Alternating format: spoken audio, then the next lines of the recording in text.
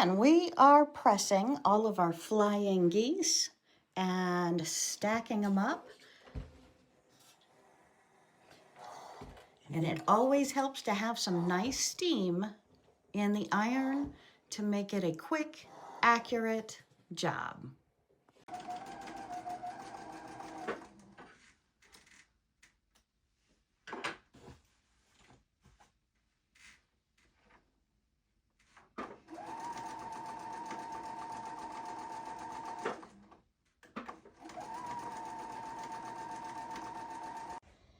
Working on my flying geese. So I've got them laid out about the way that I want them, and now I'm going to be trimming them. I want them perfectly staggered, so I'm pretty excited about the looks and colors that they're turning out to be. Excited!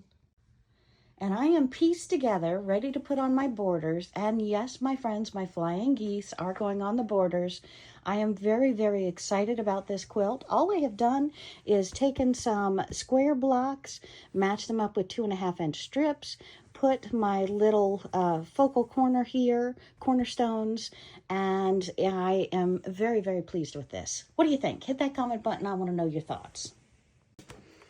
All right, and we are pressing our seams. First, we're pressing it down to lock in that stitch. And then we're going to open it up and press out our border.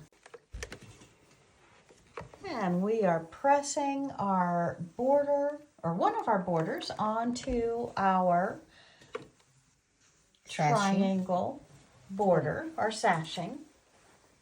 Flying geese, that's the word I was looking for. We are pressing our sashing onto our flying geese. And my friends, when you do that, you want to make sure you check and you don't have any threads, because sometimes a long armor will charge you extra for those threads that show up on the other side. So let's trim all those off. Love it.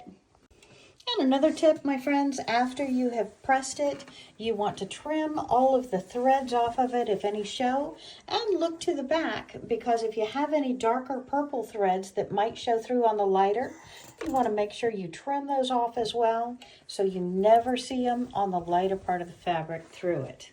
Yay!